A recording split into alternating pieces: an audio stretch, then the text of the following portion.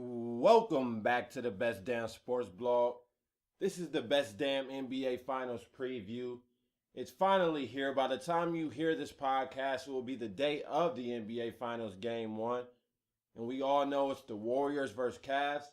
After pretty much a boring playoffs, with the best series probably coming in the first round between the Clippers and Spurs, the chalk reached the finals, and that would be the Cavs and Warriors. We finally get to see Steph Curry, the reigning MVP, versus LeBron, the four-time MVP and the best player in the world.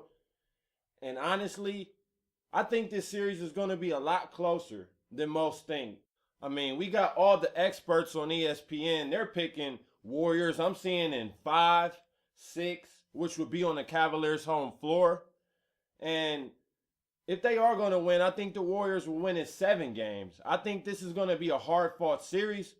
But at the same time, with all those people picking the Warriors, when you look at the numbers, I can't fault those people for thinking the Warriors are going to walk over the Cavaliers. And that's no knock to this Cavaliers team. That's just how great the Warriors have been this season. They are just the 10th team to win 67 or more games. And 7 of the 9 prior teams won the NBA Finals. And here's some stats to back up Golden State's case. They had the best record this year, scored the most points per game, had the highest field goal percentage, the most assists per game, the most fast break points, the best defensive efficiency, the best opponent field goal percentage, and they also had the highest scoring margin of any team in the NBA. That is just 8 statistical categories. Just 8 that they lead the league in. Not to mention, they also rank 2nd in blocks per game, 3rd in opponent three-point field goal percentage, and they also had the 3rd best three-point field goal percentage. Wake up if you're sleeping on this Golden State team. They are great. Nate Silver of ESPN, who also runs 358, I believe.com. I'm not 100% sure what's the name of his site. But he does a lot of great statistical work, and he has them ranked as the 4th best team of all time, statistically, if you go by strictly the numbers. Steph Curry is the reigning MVP. He already has broken the records for most threes in a single postseason, shattered the record, and he still has a whole series to go. Not to mention, this week off helped out a lot for the Warriors. If they didn't have their 8 days off, Klay Thompson happened to have a concussion, just got cleared on Tuesday that he will be able to play in Game 1.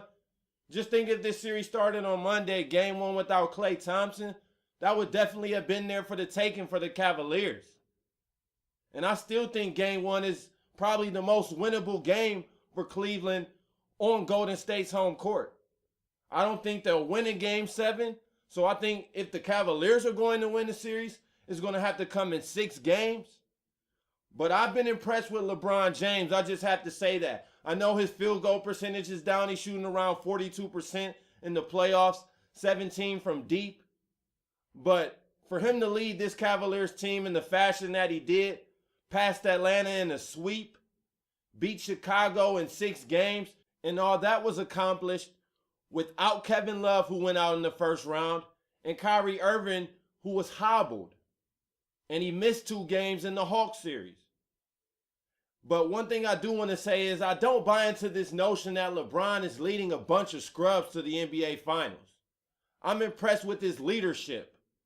Because we saw at the beginning of the season when they still had Dion Waiters, and that before the trade for J.R. Smith and Iman Shumpert, as well as Mozgov, that LeBron, he would have hissy fits, he would get disinterested, he wouldn't hustle on defense, and he checked out on offense from time to time, just letting Kyrie and Dion Waiters play iso ball and just watch the Cavaliers basically bury themselves.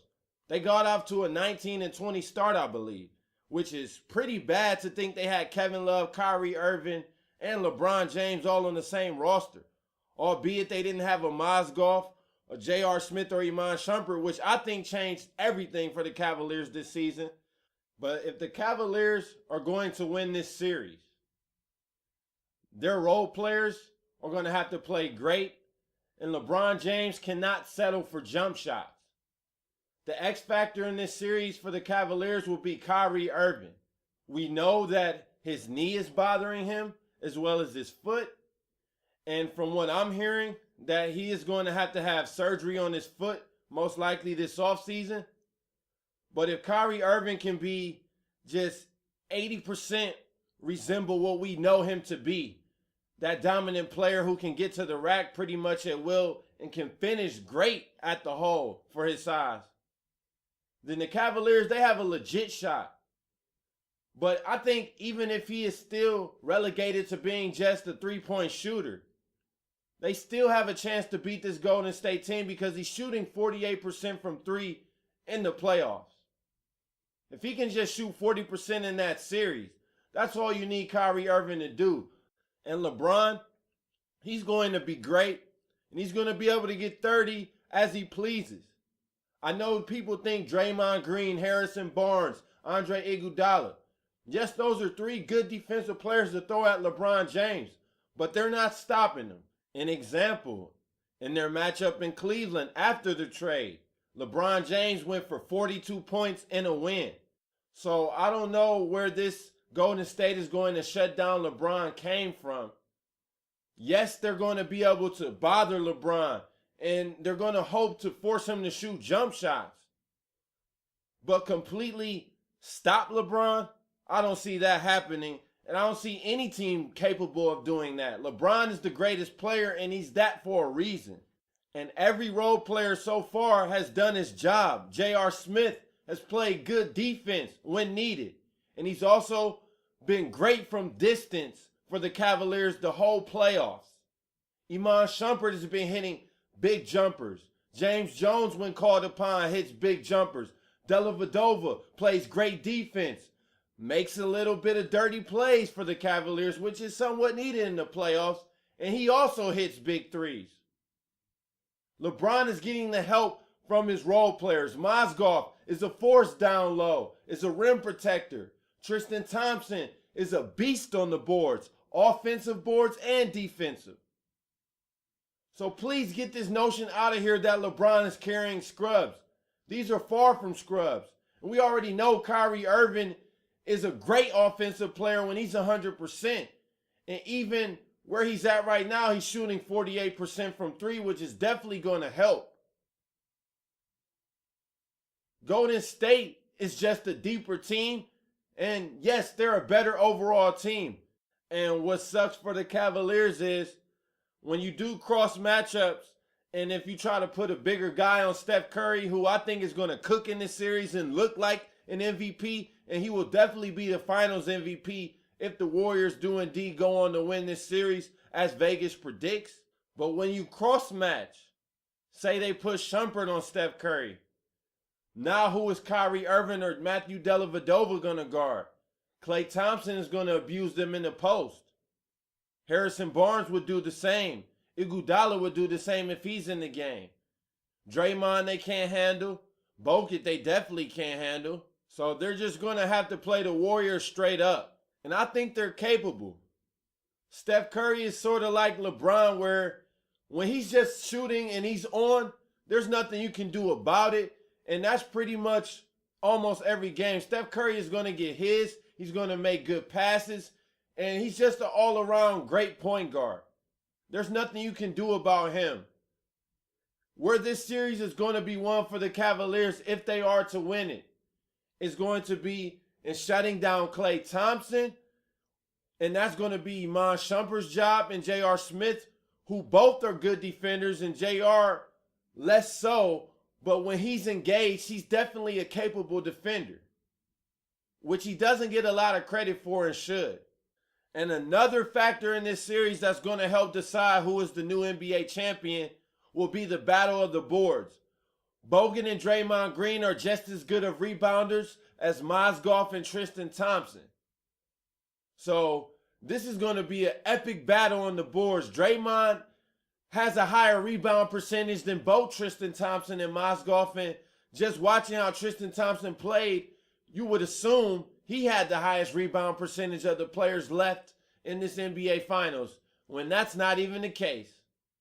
Maybe that's because the Warriors may shoot a little bit more threes than the Cavaliers, so there's more opportunities for offensive boards. But the biggest factor in this series will be what kind of LeBron James do we see? Will the Warriors double team? If they double team and allow three-point shooters to get open shots, such as JR, Iman, Kyrie, Dellavedova, James Jones, if he sees the floor, will they make those jumpers? And also, will LeBron not settle for jump shots? If he is or if he isn't double teamed, the more jump shots LeBron takes, the more likely Golden State is going to win this series. Outside of the paint in this postseason, LeBron James is shooting just 26.8% from the field on all shots from outside the paint. So LeBron will decide this series. If he is able to get to the basket at will and be the dominant force we know him to be, the Cavaliers will win this series in 6 games, and that's my choice. I think the Cavaliers win this series in 6 games. LeBron doesn't settle for jumpers. He finds the open men. J.R. Smith has a huge series. Iman Shumpert as well. Kyrie, in his limited role, is able to knock down his open three-point shots.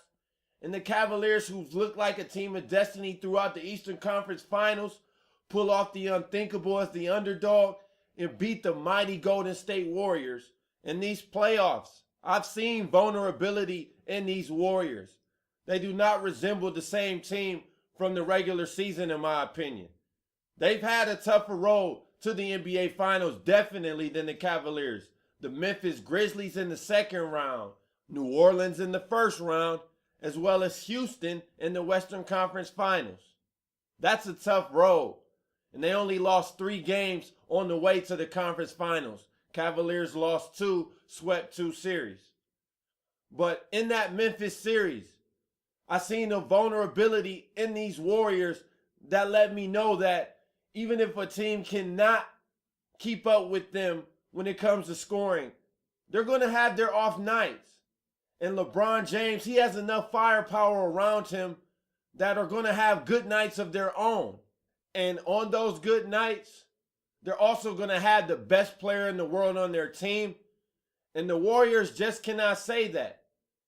If they have just 2 off nights in the series and LeBron James is great in 2 games of his own, that can change the whole series. And I think it will. And the Cavaliers will pull off the unthinkable, led by LeBron James, to become the 2015 NBA champions, to win the first NBA championship in franchise history.